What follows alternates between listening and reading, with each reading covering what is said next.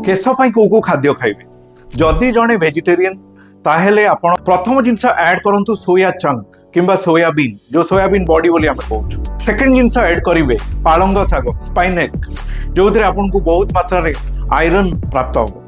Third जिनस add करिवे दही किंबा पनीर जोटा मिल्क रु आपण पाउछंती सेटा आपण ऐड करंतु। फोर्थ जो आपण ऐड करिवे हला खजूरी। खजूरी रे प्रचुर मात्रा रे आयरन अछि आउ आपण मिनरल्स मध्ये पाई परिबे तो खजूरी गोटे बहुत भल सोर्स। 5 नंबर है गुड़ जैगरी जो मीठा मात्रा को आपण कम करी ताको रिप्लेस करिकी गुड़र मात्रा बढ़ातु यह देह ପାଇଁ हितकर आयरन एथिरे प्रचुर मात्रा रे अछि जोटा आपण हेयर को ग्रो करिवारे हेल्प करिवो। नंबर 6 डाली आउ चना जातीय खाद्य यह प्रोटीन रो रिच सोर्स जहां आपण हेयर जोटा कि अराउंड 95% केराटिन रे तयारी अछि जहां प्रोटीन सेटा आपण प्राप्त करि परिबे। 7 नंबर है लेंबू।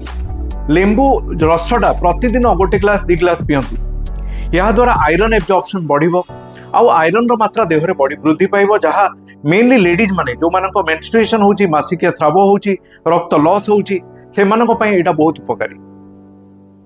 नॉन वेज रे तीनटा जिंस मन रखंदु अंडा चिकन माछ एहा प्रोटीन रो रिचेस्ट सोर्स आउ घर तयारी खाद्य गुडा खाइबे।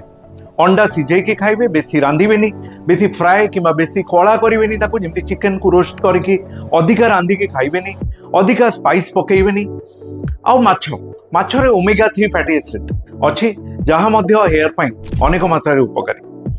तीनटा नॉन वेज जोटा try to avoid those are आपण प्रॉन आपण को क्रैब आउ मटन एगुडा आपण हानिकारक रेड मीट रे आसुची ट्राई करिबे एटा अवॉइड करियो।